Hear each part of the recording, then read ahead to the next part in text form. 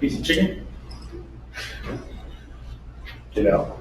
Nobody got me. Should we make some motion? Where's everybody was? He ate a hamburger sitting here 2 hours ago. You're good. I saw If it was McDonald's, it's like fake, it's not even like movie. It's like what's left over after they make the good steaks. The quarter pounders are more real than What'd you say about the buses? Sorry? You asked something about the buses. Where's our Atlanta bus? Is it here yet? Coming? Yes, Georgia bus. it's in Phoenix. It's finishing up. I'll get it. I go to TAA next week. That's the handicap bus, right? Yeah, and I'll pick it up. That'll be delivered to me after that. So they had to get the new railings in. We had to install a step. So when you open the doors, an additional electric step comes out to help students that need the extra. For a chair or just for a? No, it's like walking steps. Yeah. We had to do that with our buses here, or one of our students' IEPs. So part of the OTPT that they had with their IEP. They can't make the step, that big of a step onto a bus, so this one kicks out, so it cuts the distance in half. So that's the last part of the finishing. They had to take the rails where you would hook in the straps to secure the wheelchairs. Weren't Arizona standards, so they had to go and replace those rails, or not railings, gone blank, but the strips of the floor where they hook into weren't Arizona standards, so then those had to come out and ours had to go in. So we could properly secure the students. If we need to, we have a wheelchair, we need it. So.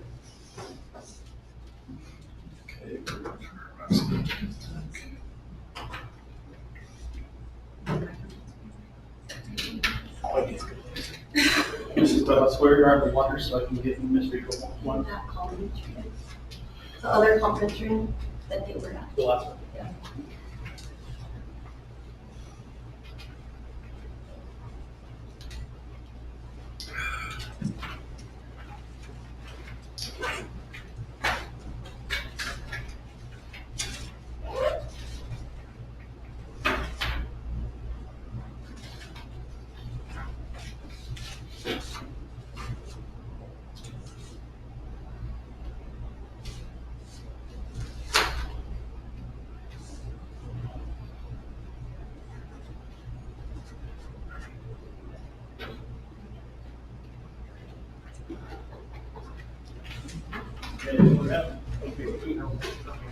No, it's not.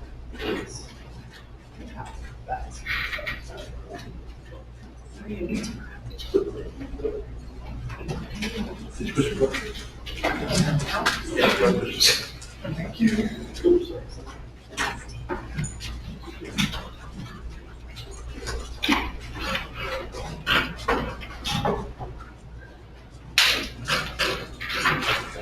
We got everybody?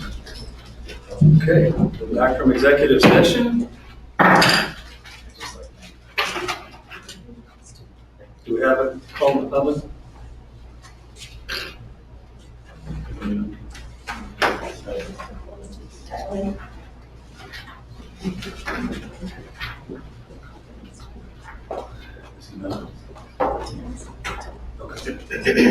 Albert, we need to get your phone back on.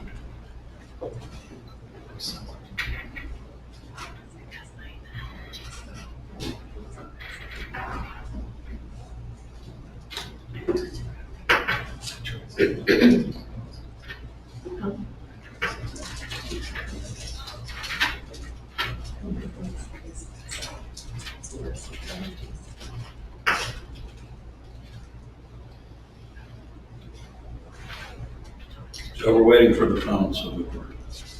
Make sure. Make sure nobody's on the line.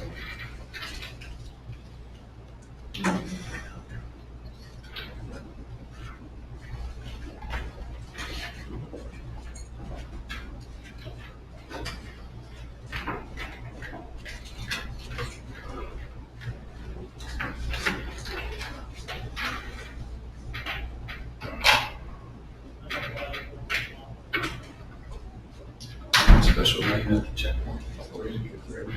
No.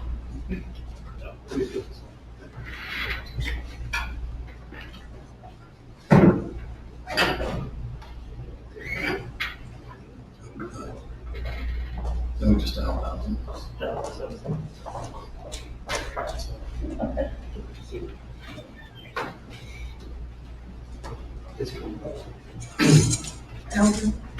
Albert, what's the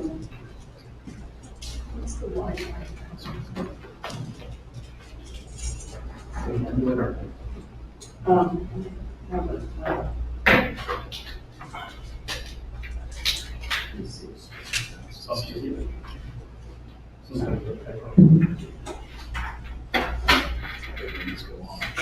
Those lights are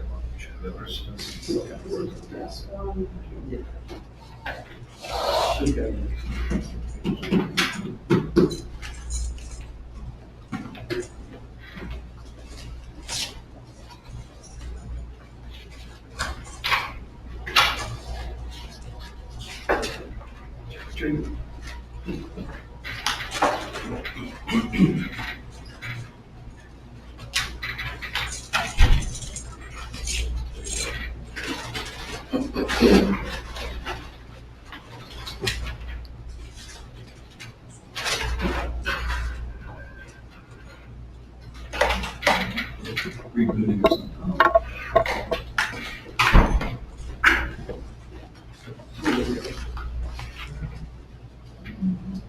Just stay like that. Don't race it. It was like that already.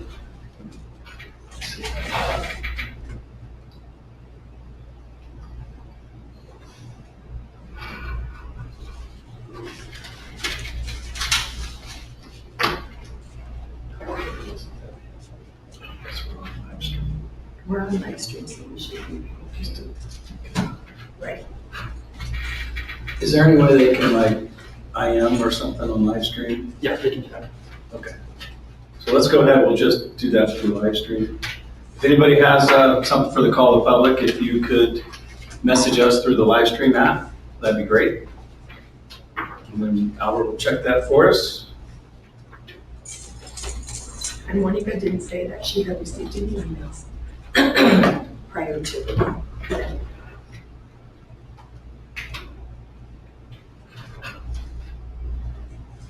30 seconds or so.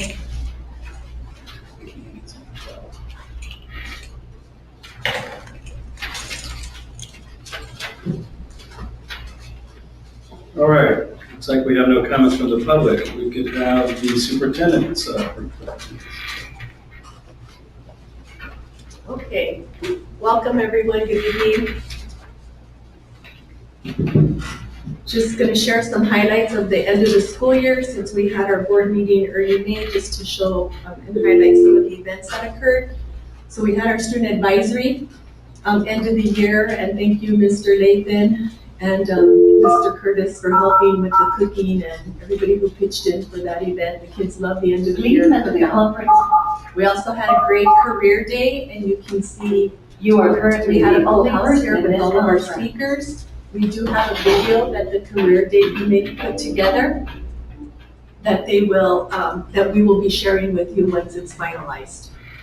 Because we do send it out to the career day speakers along with their thank you notes that the kids wrote. Okay, celebrating our amazing Colts, our spring concert. Thank you to Mr. Ferguson and Mrs. Belletti. Our students are lucky to have such amazing music teachers. So you can see them in action. Our third and fourth grade Colts dance residency. Thank you to Continental Foundation and Sherry from Funhouse Movement for all her work. Continued awards that we have, you can, thank you. Continued awards, our staff Golden Horseshoe Award. They did not show up to the board meeting in May, so we did give them their awards at a staff meeting. So we have Mr. Ken Cruz, our bus driver, and Mrs. Navarro, our first grade teacher.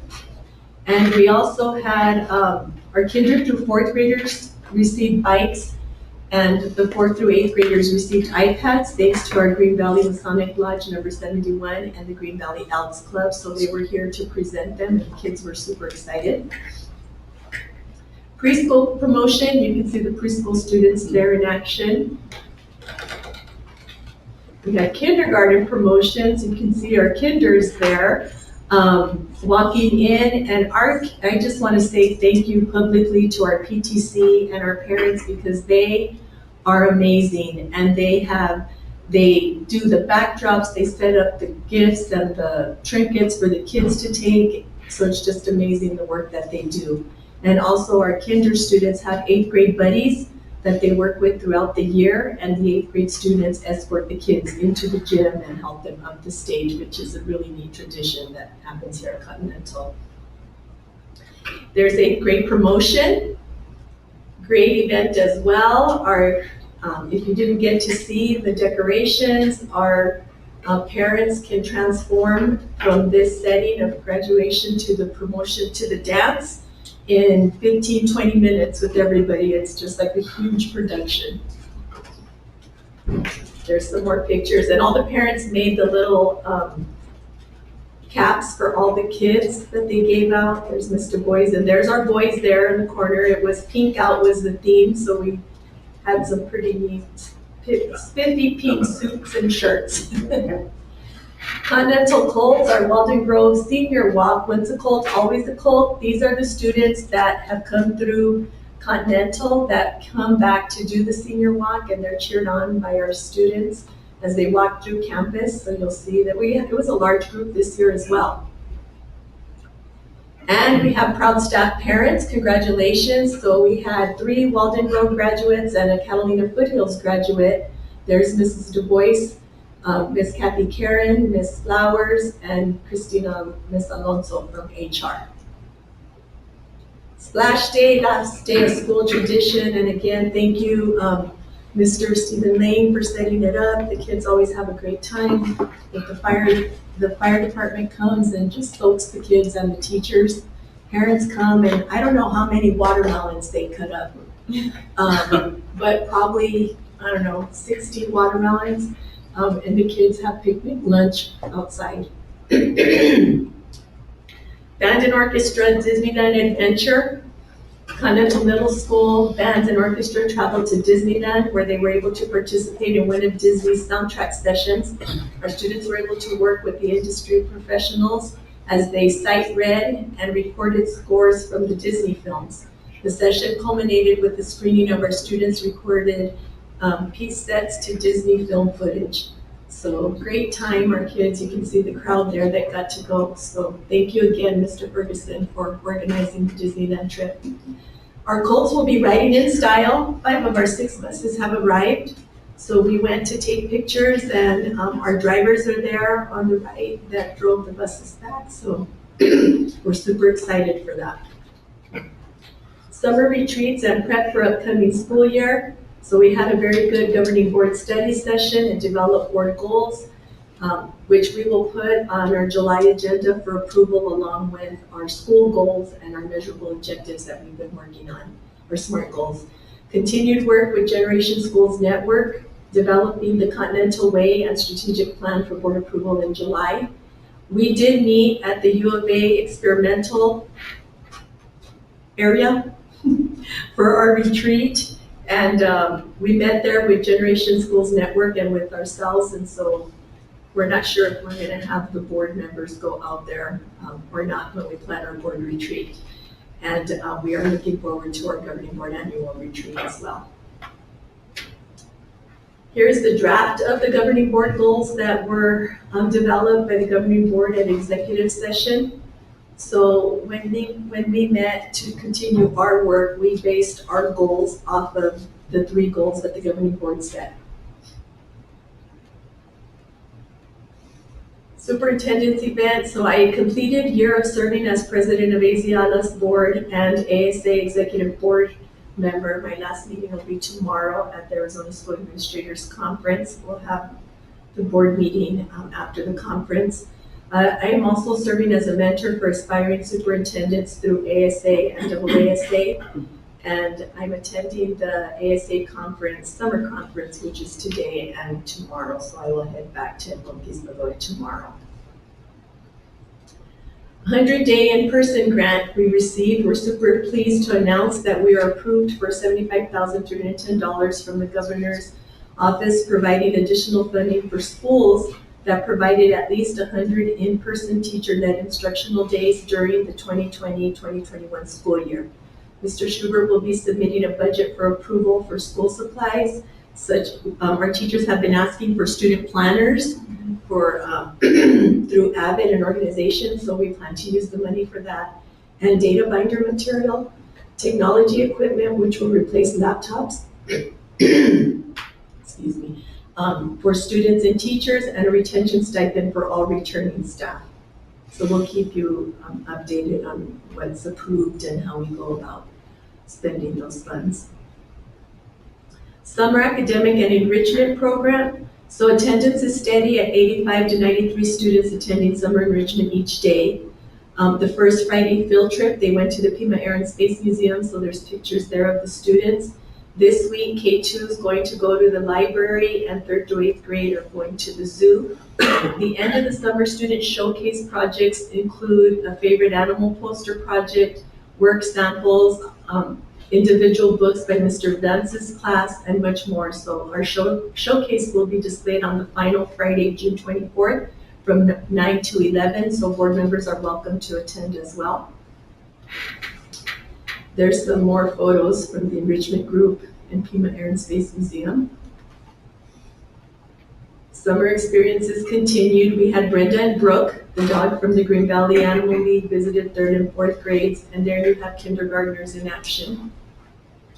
Staffing update, our current vacancies, we still are in search of a part-time elementary counselor. We do have our counselor that was working last year as an intern. She is willing to continue as an intern, but we need to have a certified counselor of record in order for her to be able to continue working here. A psychologist, we did get a lead today on a psychologist who's willing to come in person. We've had lots of inquiries about psychologists and counselors who would like to service virtually, and we really do need in-person support. Grounds and maintenance, and we also have vacancies for parapros and programmatic assistants. So again, thank you for allowing me to continue to serve as a proud superintendent of Continental. It's been another great year with the support of our governing board, dedicated administrative team, amazing staff, families, community support, and most importantly, our students who are doing the hard work of reaching their full potential and working towards becoming well-rounded, productive citizens in the world. So Colts will continue to rise above. That completes my report. Thank you very much. Thank you. All right. I made the consent agenda. Looking for a motion. I move to approve the consent agenda. Second. Any discussion on the consent agenda? I have a couple of quick questions. Item U, sick leave payout, I understand that these are contractual. Do we reserve for potential liabilities on either vacation payouts or sick leave payouts? Is that reflected in the AFR? It's not reflected in the AFR. It is a budgeted expense, Okay. knowing that we will have folks come and go and we will have to pay out some of the sick leave. I know we do that, so we do budget for these Yes. at an estimate of what we're gonna incur. Thank you. And on item V, the hourly placement chart for increasing hourly, what's the percentage increase that we're talking about here? Roughly? You want the 100% honest truth? I have no idea. I didn't put it together, so I couldn't answer that for you. Ms. Alonso, who unfortunately was not able to attend. It's, yeah.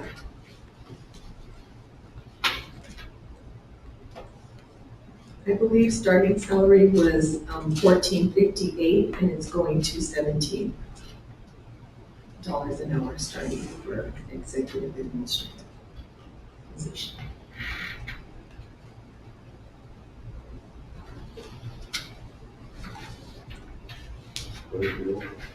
Yep. Roll call, please. Mr. McGivern? Yes. Mrs. Allen? Yes. Mrs. Geis? Yes. Mr. Osterly? Yes. And I approve. Okay, on to number 9, report items. Approval and ratification of vouchers. So before you tonight, you have payroll vouchers 23 and 24, the amount of $647,106.10. And you have expense vouchers 9040 through 9043, totaling $615,572.30. Bring those to you tonight for your approvals. Do we have a motion on the ratification vouchers? I'll move to approve the vouchers. A second. Any discussion?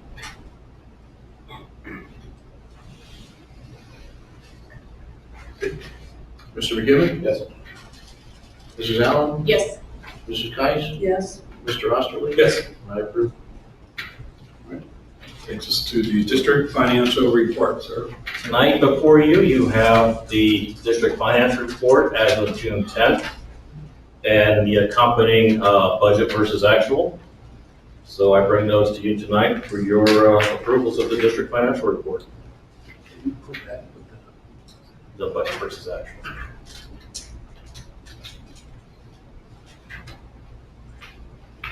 I move to approve the district financial report. Second. Is that a second? Yes. Okay. Okay, discussion time. Any discussion on the district financial report? I just want to make sure I understand a couple of things. Based on how I'm reading this, we've got 335,000 of unencumbered funds in M&O. $125,000 of unspent funds in the classroom site fund. 271,000 of uncommitted funds in food service. $58,000 of uncommitted funds in gifts and donations. And 244,000 of uncommitted funds in federal areas of Titles 1 through 4, IDEA, REAP, and ESSER 2 and 3. So based on what I see here, we've got slightly over $1 million of uncommitted funds that we're going to have at the end of the year. Is that correct? So, as it is right now, yes, that is correct. Okay.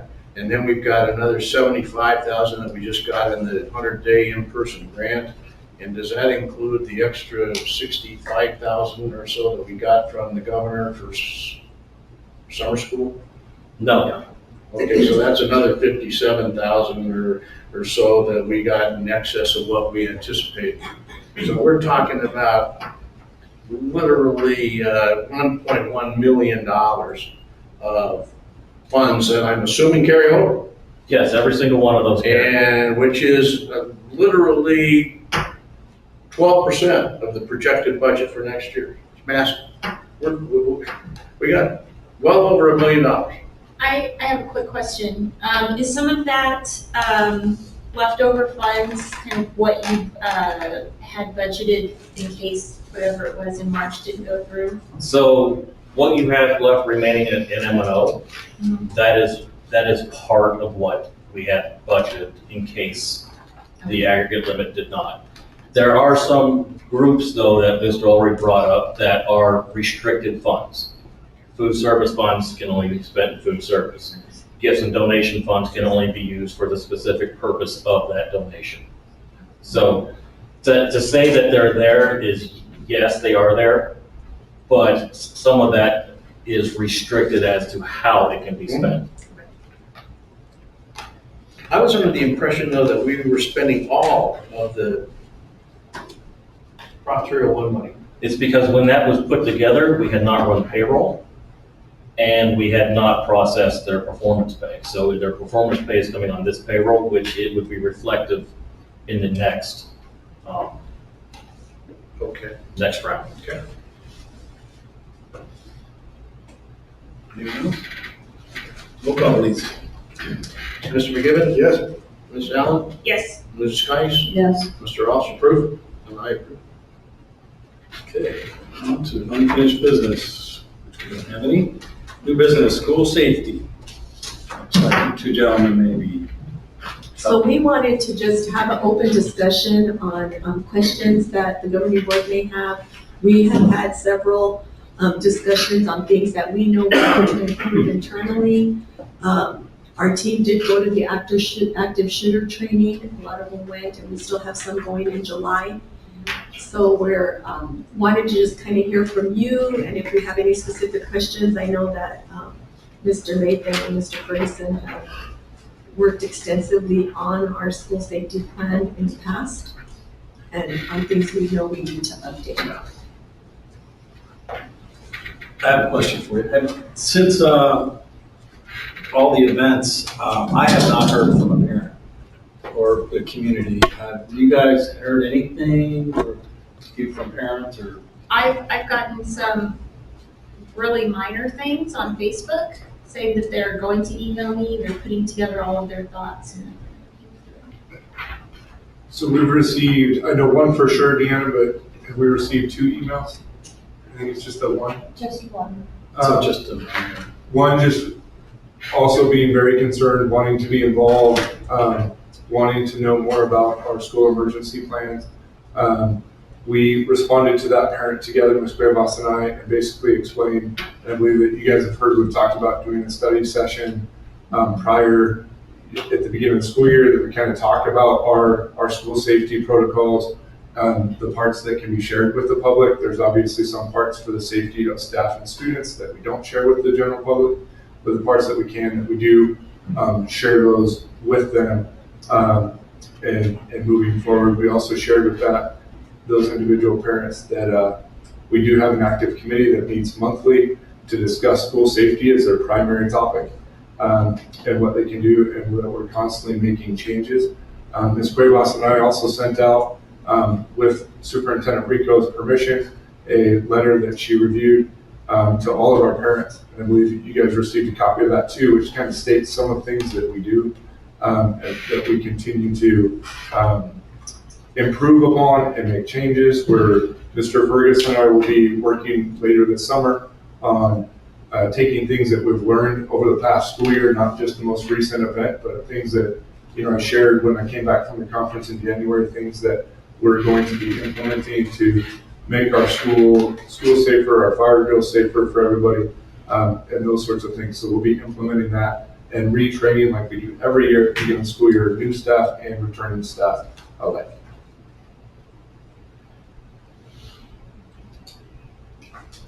One thing that I know we discussed is, you notice that when you're outside and you have to be buzzed in, well, there's an intercom system that we need the front office to use, that you push and they say, who are you here to see? So that we know that they're here to visit the teacher or visit what's their business here prior to letting them in, because a lot of times what happens is they're busy on the phone and they just push the button and don't look up to see who they're actually buzzing in. So we've talked about that so that we can work with our front office, and then having them wait here in the lobby while we call the person that is, if they're expecting them or not, or before we send them back to the classroom. We typically don't let parents go into the classrooms to see kids. If they come drop something off, then we deliver it. So that's one thing that we had talked about in terms of having to just be a little bit more vigilant of who comes in. Because once they come in, if they are here for business around the school, they do need to put in their driver's license. And then that alerts us if that person has a felony or something. We get a notification on our phone that says so-and-so's trying to come in and this is what it's stating, and where we've come to the front to say, pull them aside or say, we need you to wait a minute, where we can check with our SRO or see what's going on. So that's added safety, but that's when they come in. And our office staff, they're very vigilant about making sure that you have your ID. And they're like, I left it in the car. Well, I'm sorry, you're gonna have to go get it, because you can't come in without using that system. And I know there's a lot of schools and districts who don't have that. And we're very fortunate. I feel like it's definitely added security for our staff and students. Obviously, we've had the obvious discussions about propping the doors open. With COVID, we were letting teachers open the doors for ventilation purposes, so we need to make sure we have Mr. Curtis, who we purposefully hired to be monitoring and doing rounds, so that'll be something that we'll be expecting him to make sure doors are closed and not propped open as he goes around the school. I continue to have a lot of concerns on this. That Uvalde thing hit me pretty hard, and I can't imagine what a member of the Uvalde Unified School District Governing Board was thinking and feeling after that happened.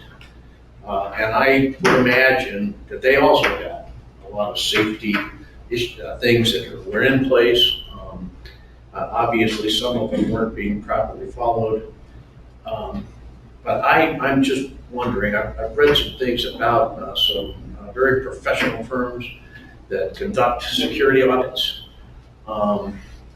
And there's just something that tells me that we need to take every single step that we can possibly take to make sure that we have anticipated everything that we could possibly anticipate, and we put things in place here in Continental with an absolute high degree of due diligence. And I think it's something that we really should consider. I think we've got the money to pay for it, although I don't have any clue as to what a comprehensive security audit would cost, or who would be in the best position to do that. But maybe it's something that we ought to put out for bid. If I may address that, so Please. we've actually had our physical campus and our procedures not only looked at and audited by local law enforcement and state law enforcement, as well as the fire department, as well as we've had an audit done by the AED. They actually have a safety officers within the Arizona Department of Education that come to our facility. All of the things that we've done, we've become a role model school in the state and presented because of the things we've done, because of audits. And the great thing about the people, so we've had Pima County SWAT, we've had the State Department bomb threat assessment team come in and do audits. We've had the Sheriff's Department. So the great thing about those is A, they're all local. B, those are the ones that are going to be responding, so they know what our campus is. Next week, I actually have scheduled for law enforcement, both Sarita PD as well as Pima County, for all deputies next week, all deputies that serve in this area to come and do a walkthrough with me of our campus, so that they know if we say that there's a threat in the cafeteria, they know where the cafeteria is. If we say there's a threat in the 6th grade hallway, they know where that is. And so it's been a little while since we've had all those audits. I think this is a great time for us to re-invite them in. The great thing about that is we do get that input from them of things that we can improve on without spending a lot of money that goes away when those people get in their car and leave and just send you an audit. These people are invested because their kids go to school here, right? It's their community. They're going to be the ones responding. I would much rather have them doing our audits than us spending thousands of dollars. It's not hundreds, but it's thousands of dollars to have someone come in that gets on a plane and leaves. If we're lucky, there might be someone in the state, but we do have resources. The trust, the insurance company, also has audits. What I would like to do is like a 4, 5, 6-fold audit where we have, over the next few months, we have all these agencies come and do a current audit with our protocols in place, because then it's current, but it's also the responding agencies would be my preference. Of course, if that's what we want to do, I'll take the lead on that. We'll find an agency that you are satisfied with, but I'd like you to at least consider using local law enforcement that are trained in responding to these and looking for ways to breach buildings and do that where it doesn't cost money, but we can, I think, get the same result. But even to me, those are the guys that are coming, and their involvement in the 14 years that I've been involved in school safety, that has been the biggest thing that I've gained. Is it's super important to build that bond with them and us, so when they respond, like the recent shooting in Texas, one of the staff members was apprehended. I want them to know who we are, so if we're trying to help in the situation, we aren't pushed to the ground. We can help them access our campus so that they can remove the threat faster, and we do that by those interactions, allowing them on our campus, so we know every deputy knows what our faces look like, where our campus is, and how to quickly move around it. And so, To add to that, Sarita PD has had they have had extra training on higher threat situations. I don't know how to really describe that, but their training is a lot more extensive than many police departments, and so you are getting a lot from them. They are very, very experienced and knowledgeable in that situation. and I've been talking with them. Like I said, they're planning on coming next week. We're still working on times because it's difficult for all their shifts to get everybody in. But I told them all summer long, if we have to, I'll be here at midnight. I'll be here at 4 a.m, whatever it takes to get every officer on their department. And then moving forward with like anytime they're training a new officer in both agencies, that part of their training would be to come to our campus. They already do that for Sarita PD, for Sarita Police Department, but they don't always bring them here. And so that's something that we're already, that is in the works, but absolutely. So that's just some of the great things that we've already got going on this summer that was actually in play before all this happened. This isn't something that we just thought of in the last 2 weeks. This is something that we've been working on, and we'll continue to keep school safety in the forefront. But I'd love to, whatever you as a board feel is best, that's how we'll proceed. We could do both. I just want to be sure that we've taken every step that we can possibly take, Steve. You know, I thought about this a little bit at the 8th grade promotion. And I think we do have some good security here at the front doors. But during 8th grade promotion or the track meets, those gates are wide open and anybody can come in. Right, but we also had security at the front as well. So the front gate, that was the only gate open during the promotion time, was manned by 2 staff members. One of them has been trained and received training in identifying threats, and that's why that individual is positioned at that front gate during those events. Where's our RSO? So here's the thing about the SRO. He was here on campus. He's around. He's not necessarily a position. Mm-hmm. The interesting thing about the Pima County School Resource Officer Program, they're not actually employees of the district. So in some states and some counties within our state, actually, they are. So in Phoenix, some of the larger districts actually they work for a department, but they pay like 85% of their salaries, which means that their supervisors in the school have some say over what they're doing. He has a supervisor that he reports to. He does not report to any of us. But we obviously can reach out and contact his supervisor if we have concerns. But he was here on those days and he was present. He's willing to coordinate with you. Yep, and you'll notice per his supervisor's advice, he's actually parked out on the road now, so that he's more visible to people instead of his car being shuffled in with the others in the parking lot. He's now parking his car out there, leaving it there, and then coming into campus. These people are driving on the wrong side of the road. The reason why the supervisor did it is because they've noticed out-of-staters speed by our school very quickly because they're not familiar with schools here because we're a mile up from anything. So that was the main reason, but the second one is it's more visible for people that are pulling into the school, but it is also to keep people following the laws that they're expected, because although we're a very rural school, that is still a school zone right out there for about 200 yards. So.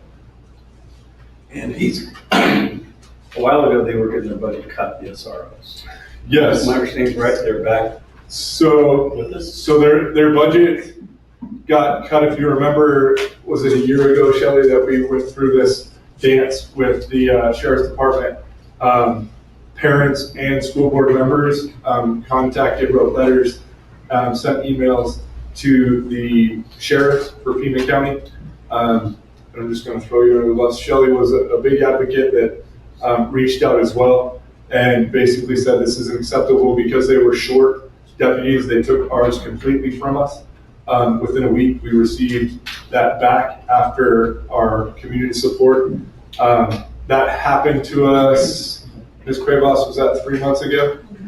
Approximately 3 months ago, I got notified, and I didn't tell you about this yet, but the supervisor wanted to meet with me, and that's strange because usually they don't come and meet in person. He showed up here with his deputy, and we had a conversation. He said they're short 3 SROs because our school has a really good safety emergency plan and low disciplinary issues. We're the school that's losing ours, and he's going to be covering 4 or 5 other schools. Unique situation, sitting there in my office. There's a knock on my door. I invite a student in. We're sitting there having this conversation. It's a student that was going through the restorative practices that we've talked about up here. He was finishing, it was his last day before he got full access back to the classroom, having made a poor previous decision. And the student sat there, Deputy Islas and I asked him questions, working in teams, and the student really understood the importance to respect staff and students on campus. He expressed that verbally to both of us as we asked those questions. He answered them perfectly. And then we said, okay, catch the bus, have a good weekend, we'll see you Monday. And off he went. Immediately, the supervisor apologized for being there and said, this is wrong what we're doing. You guys have got it right, and we continue to try to punish you because you have low discipline because you mentor with your SRO, which is exactly what the program's supposed to be. It's not supposed to be them arresting students, it's supposed to be them mentoring and building positive relationships. And so at 6 o'clock that night, I received a phone call from our SRO and said, I am now, and we did share him with 2 other schools, so there were 3 total. And he said, as of right now, I am your only school.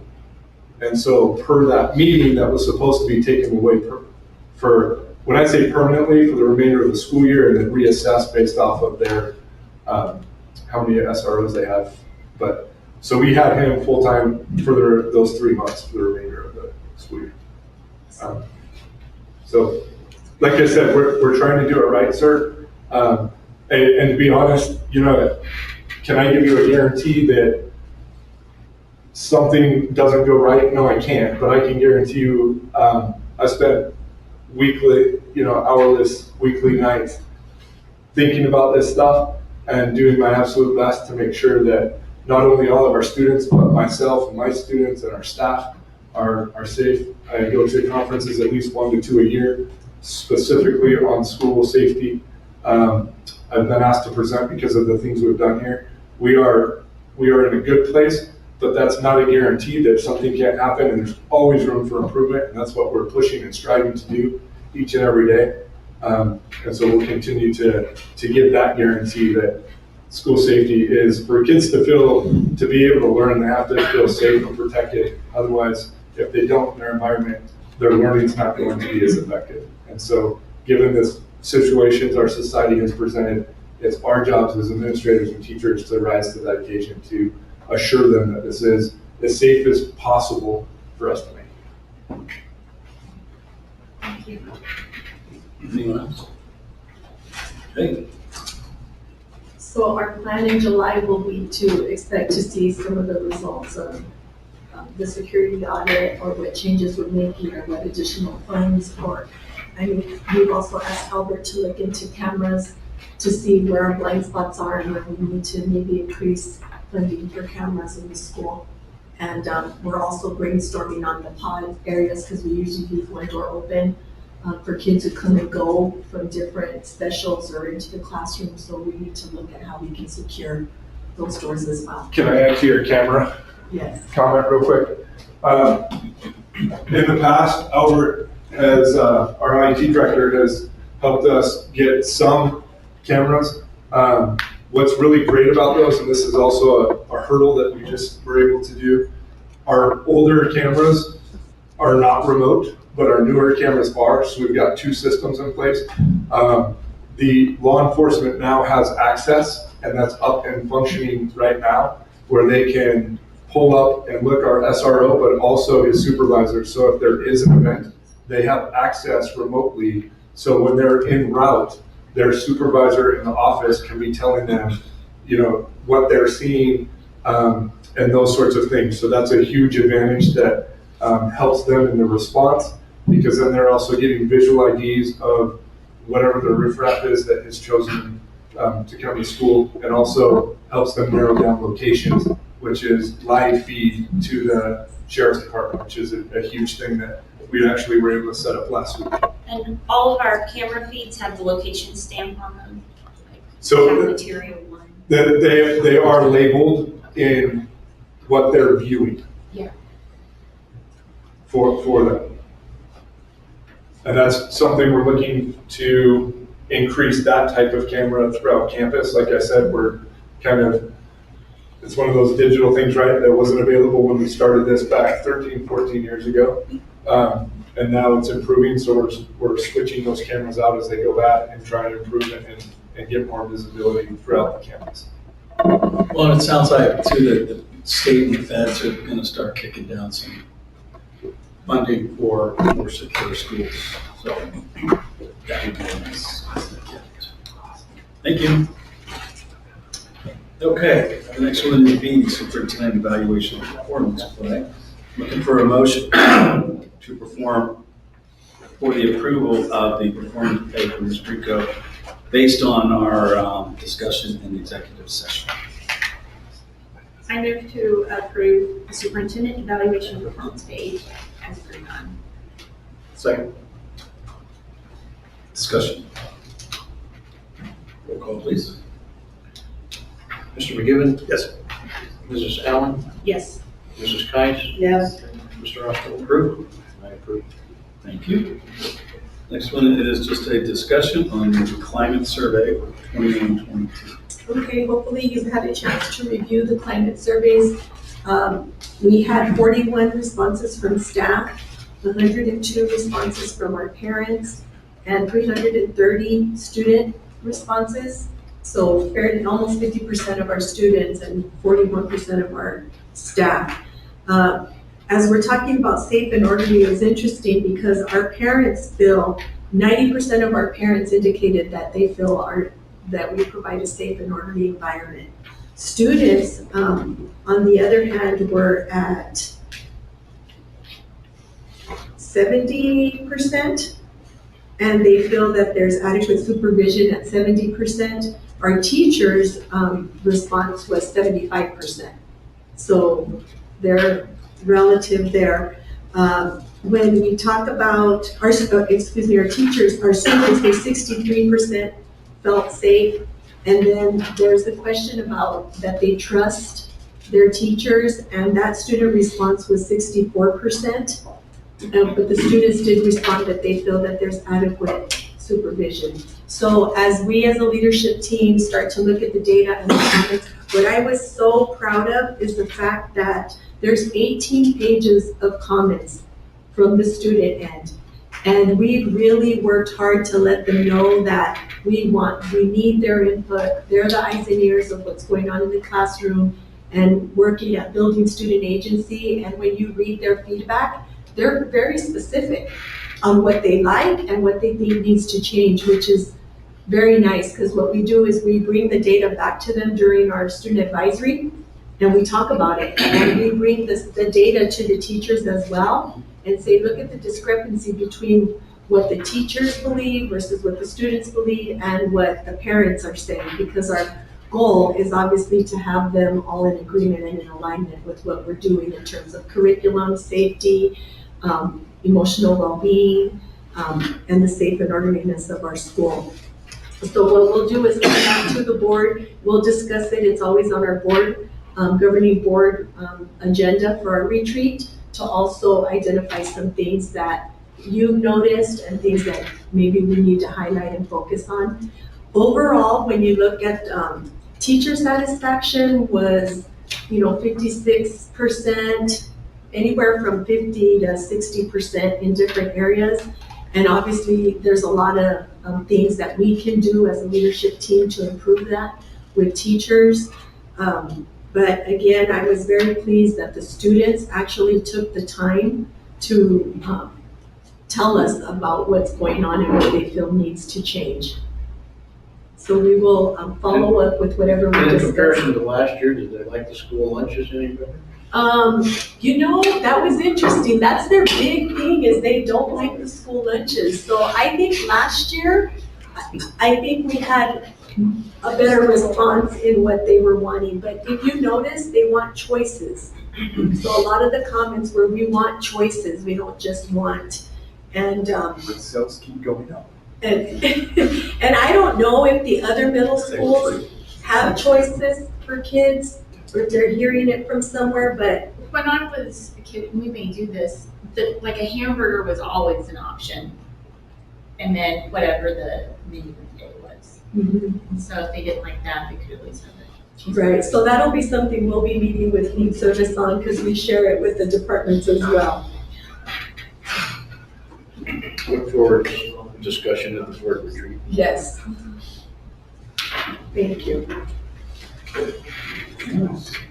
With that, we will talk about the Arizona Academic Standards Assessment, 3rd through 8th grade. So you have the attached data that we provided, which you've all seen and we've discussed in executive session. You will be hearing more from Mrs. Cuevas and in our future meetings for July and August on how we roll out the data and the information for the teachers and what instructional decisions we've made in terms of reteach and enrich for our students. Item E, the 301 plan. This is an action item. We're looking for a motion to approve the 301 plan for next year, 22-23. I move to approve the 301 plan, 22 to 23. Second. Any comments? I think it's fine. The only thing that I wish the committee would think about is distinguishing on the performance pay between proficient and highly proficient teachers. I still am convinced we need to be better really rewarding excellent teachers. And right now, a teacher that's graded as highly proficient is getting the same 301 money as one that's graded just as proficient. My only comment. Roll call, please. Mr. McGivern? Yes. Mrs. Allen? Yes. Mrs. Geis? Yes. Mr. Osterwald? Yes. I approve. Next is the, to approve next year's calendar. I believe it was just modified a tad from the last one. Yes. It is moving to Tuesdays, second semester.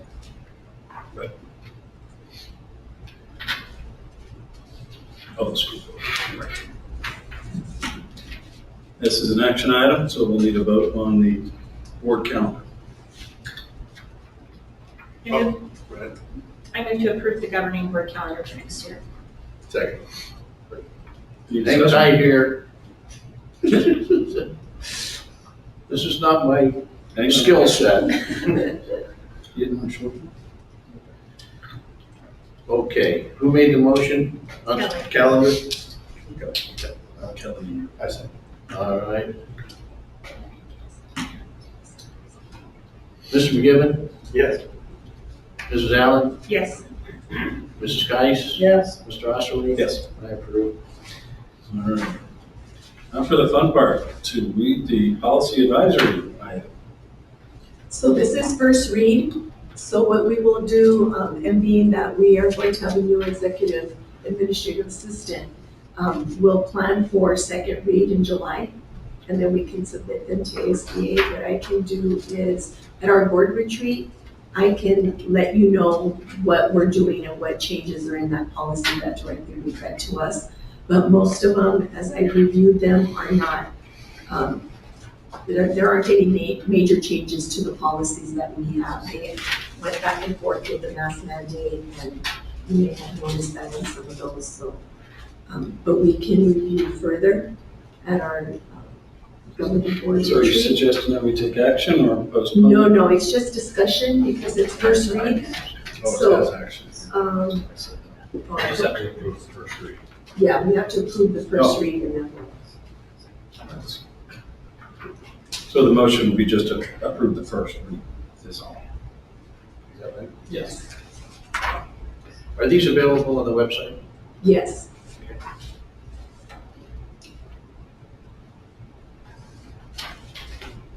Anyone want a motion that we approve the first read of item G? I move to approve the first read of the policy advisory.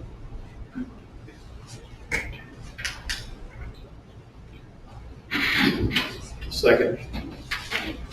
Any comments? Roll call when you're ready. Mr. McGivern? Yes. Mrs. Allen? Yep. Mrs. Kice? Yes. Mr. Osterman? Yes. I approve. No more first reading of advisory 680-711.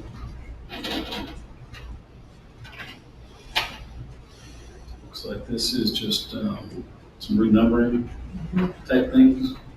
The revisions, so it's the same thing. And again, this is the same thing as to approve the first reading. I'll make a motion to approve policy advisory 680 to 711. I second. Any discussion?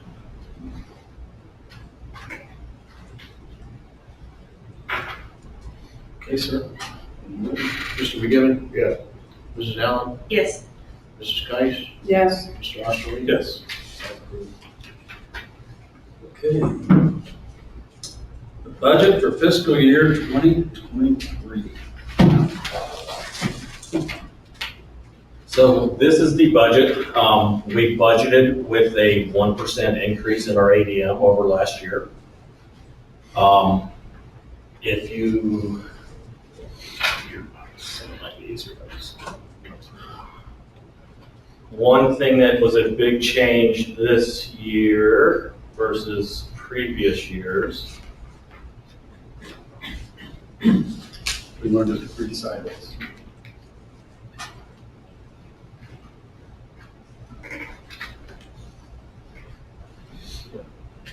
Okay, so you see our M&O override increased dramatically over the previous year.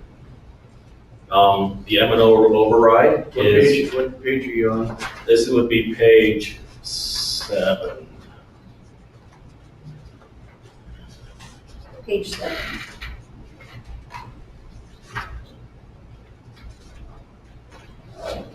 Okay. So it's up roughly $400,000 over the previous year. So our maintenance operations override is based off of a 14% of whatever our revenue control limit is.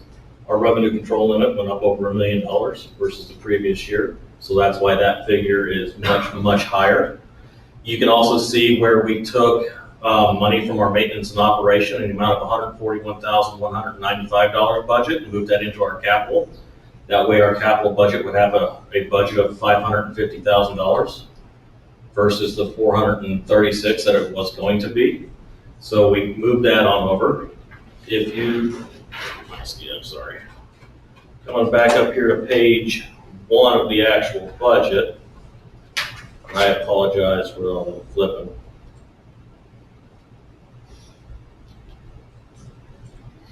You can see in all the different categories where we have budgeted funds for the upcoming school year.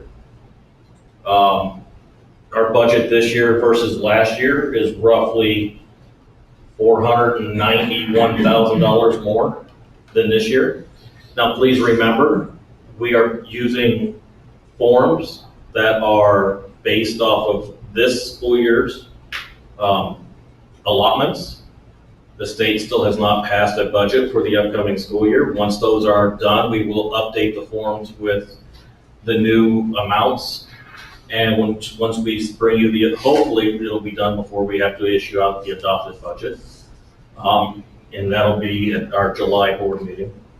I'm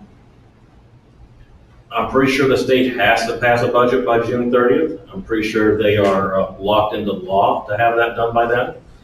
So we should have budget forms at the worst case scenario within the first couple of days of July. So that'll give us roughly 5-6 days to be able to put together a brand new budget for the actual adopted. I apologize for not being able to get this out to you any sooner, but this was released last Friday or the Friday before. And we had about 3 days of being able to put this together. Fortunately, I was able to do about 4 days worth of work prior to the sheets coming out so that I could get everything within our accounting system and then adjust from there. So does anybody have any questions whatsoever on our proposed budget for the upcoming school year? Well, first of all, we need a motion. We first are gonna need a motion to approve. I'm sorry. I move to approve the proposed budget for next year. I'll second it. Any discussion? Yeah. I'm not so sure I understand the M&O override situation. Okay. In essence, our tax rates are going up. I mean, the M&O override was 14, it's going up to 0.226. I mean, that's significant. It's an additional 8 cents, basically more than wiped out every dollar we save the taxpayers on the bond refinance. How? I understand if the revenue control limit is up by $1 million, but why does that increase the override from 14 to 22%? Because when housing values go up, the amount that the state pays goes down. So the taxpayer has to make up that difference. So if it was conversely, where housing values going down, we increased over $40 million in value in property over the previous year. So that's going to give us an increase to our tax base. But unfortunately, as a donor district, we won't give most of that away. As I have this budget right now, I don't have anything going back. Okay? I've got a few more, if somebody else wants them. On the M&O budget.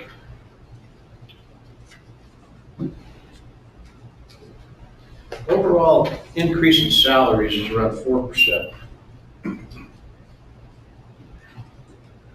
Yet in the regular education, the top half of that M&O budget, I've got benefits going up 42%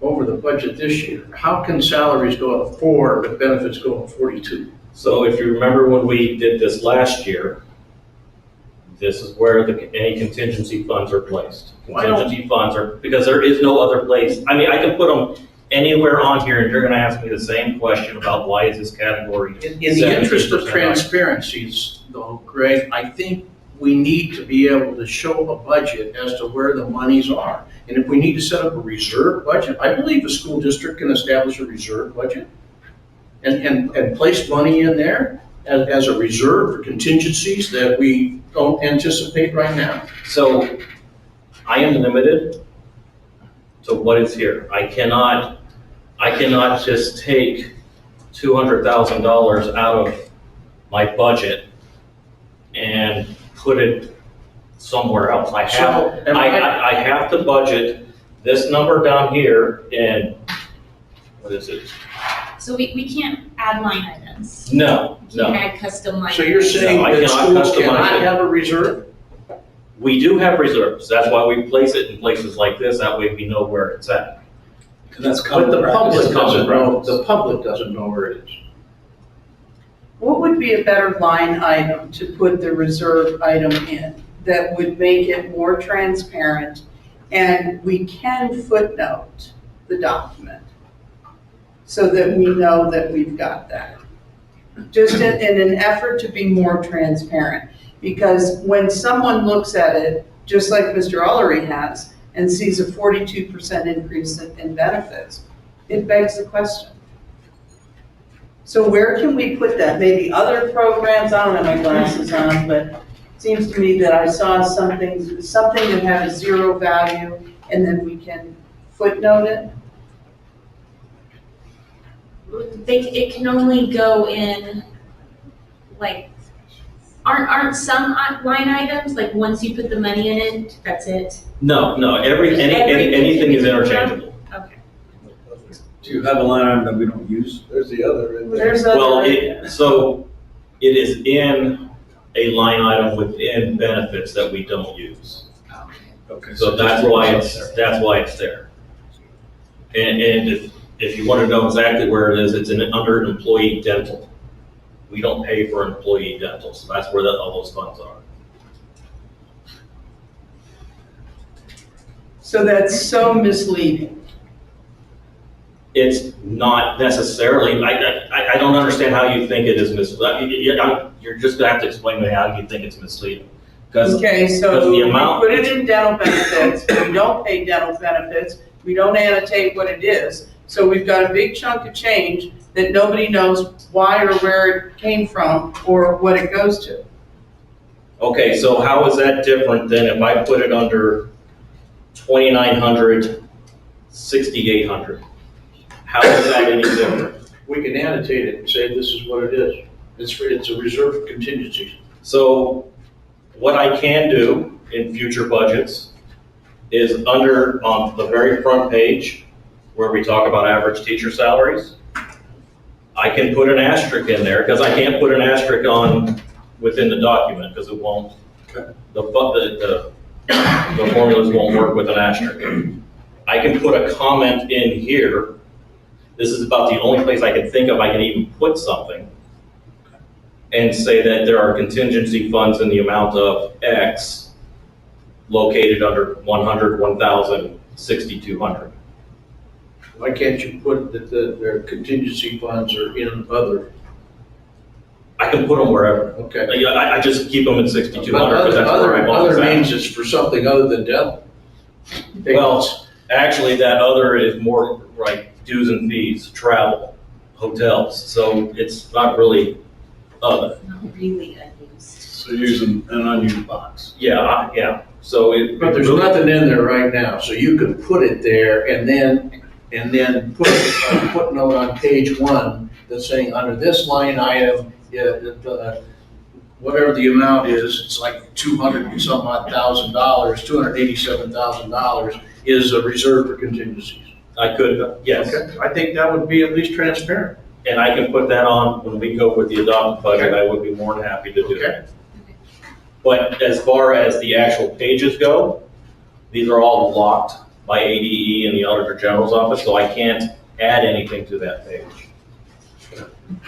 Okay, page 3 on classroom site fund. Obviously significantly down, 738,000 down to 483,000. I mean, that concerns me. If we divided that up by our certified teachers, every teacher would take about a $4,000 haircut over what they received this year, which in essence wipes out salary increases. Our teachers will make more overall next year than they did last year. Okay. Make less, I mean. So if you remember when we put together last year's budget, we talked about how, remember, we still had those 3 buckets of classroom site fund money. Right. Each one had over $100,000 in it. Yeah. Okay? That money doesn't do me no good sitting in that account. It needs to be in teachers' pockets. That is why the previous year was over 700,000. Right. And this year the budget's 400. Not only that, but the amount for weighted student count went down $25 as well. It went down from 738 to 703, I believe. So But they are gonna make less. they are gonna make less, They but did they last made a lot this year. I understand. But that lot last year is based on having over $300,000 sitting in the fund that hadn't been used. I also just noticed that the 2022 expenditures for the classroom site fund don't track with the district financial report.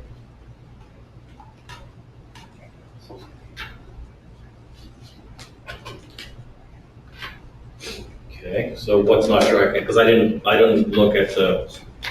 This says I'm on page 3. Mhm. It says here, fiscal year 2022 actual expenditures. For budget adoption, use actual expenditures to date plus estimated expenditures through the fiscal year end. $728,100. And yet the CSF on the district financial report shows something like 631 or something like that. So this was all prepared prior to Friday, okay? We ran payroll today, which will take out that extra money, which is why it is the anticipated expenditures for the remainder of the year. So that's why that's not gonna track. Is that encumbered? Yes, that's all encumbered. Well, that 613 included encumbered CSF funds. Or 631 or something like that on the district financial report. Let me look into it a little bit more deeply, and I'd be more than happy to I get back. appreciate that. And then the only other thing I just noticed on here is, it's probably a typo, Greg. If you go to the summary, page 1. Find it on here.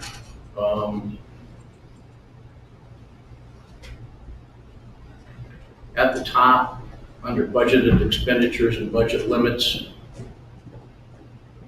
you see what I'm looking at?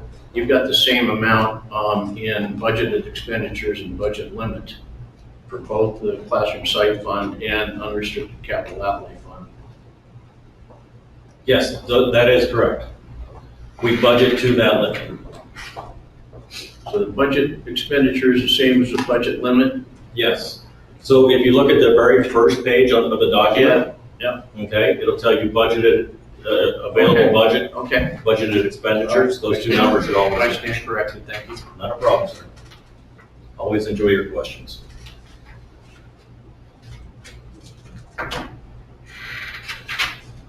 Anyway, any reason to give some donations? Has it gone down so much?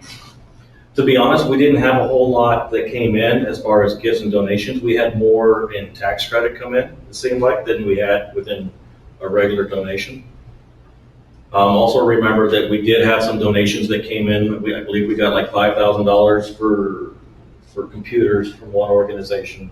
We got another $8,500 from another organization. So, there's $13,000 right there in just gifts and donations towards technology that we didn't receive this year. Anyone else? Roll call, please. Mr. McGivern? Yes. Mrs. Allen? Yes. Mrs. Geis? Yes. Mr. Oster? Approve. I approve. Board and school events. And I'd like to, as we looked at our pre-service day schedule, we'd like to move the governing board breakfast to Thursday, August 4th instead of August 1st. Okay. If that's okay, and we'll reflect it in our July board meeting as well. And remember, the retreat is July 8th from 1 to 5, location to be announced. Would you like to have it here? Any preference? Do you want to go to La Posada? Do you want to stay here? Do you want to go to the experimental range? For the retreat? Yes, for our governing board retreat. How was the, not so good? It was nice. It's just far and dusty. Is it a gravel road? It's dirt Can I road. ride with you? We could. I know, that's what I said. Like, I want to That's pick my up drive. the But work. it is, yeah, your driveway is very dusty. It's 4 miles Rocky. before my driveway. So, I mean, it was nice for us to be able to be off campus and not be interrupted. Yeah. But when we're here, typically, we don't get interruptions like we do when we're trying to. Yeah, guys. But it's just us. But if you want to change the scenario, then we can go back to La Posada or we can stay here. The Omni has a really nice coverage. We can stay here. Okay, I stay don't here. have any strong. Okay, It's probably just. okay, well, we'll plan to be And, here. and As long as it's not dusty. since I was trying to make notes here, when does the staff breakfast change? August 4th. To August 4th from August 1st. Thank you. August.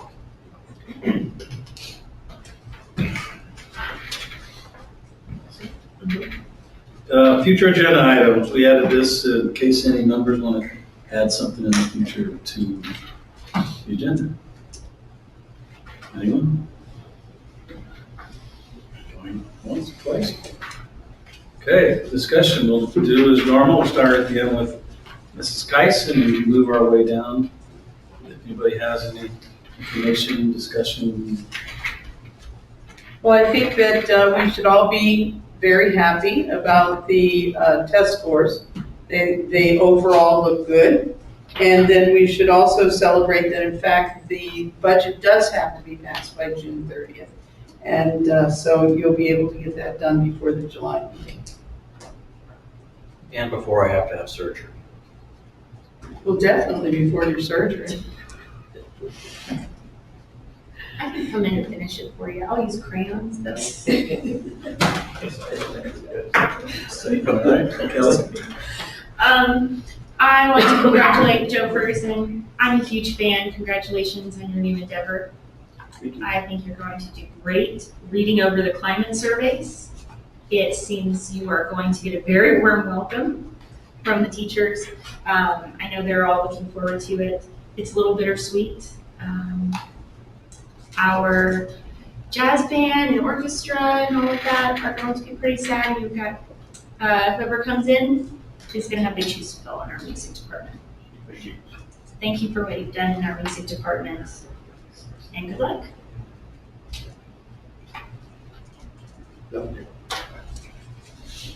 I will echo what Mrs. Allen said. However, I think we should have had a requirement in there that you had to find a very, very talented successor before you were able to move on to the next Oh, position. that's a good idea. Would be good to get talent, yeah. But congratulations. Yeah, just on that one grant that we got, we asked for, Roxanne and I wrote most of that. We asked for 9 grants, correct me if I'm wrong, and we got 65,000. That was the one for the summer school to try to, I guess part of the goal was it to help kids recover from the COVID shortfalls. And we spun it around, part of the thing was to entice kids to come. So Roxana had the idea of Friday Fun Day, hence the trip to the Pima Air and Space, the zoo, et cetera. And it sounds like it's working. If you're getting close to 100 kids in summer school, I don't know, what have you had years past? We tried to Ballpark? get 60, Around 50 to 60 is kind of what our. So our goal was 120, so we're. But I still think that's pretty good.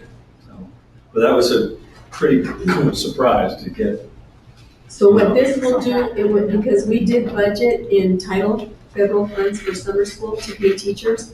So what this will help us do is journal entry those teachers from this grant, and then it'll free up title funds for us in the school year to do more curriculum planning and collaborating with teachers or whatever we need when we look at the budget.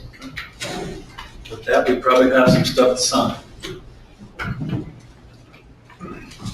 Just do a little exercise. Blue pen, do we not? Does it need to be little? No, it doesn't. No. Oh, that's what wife does. It is.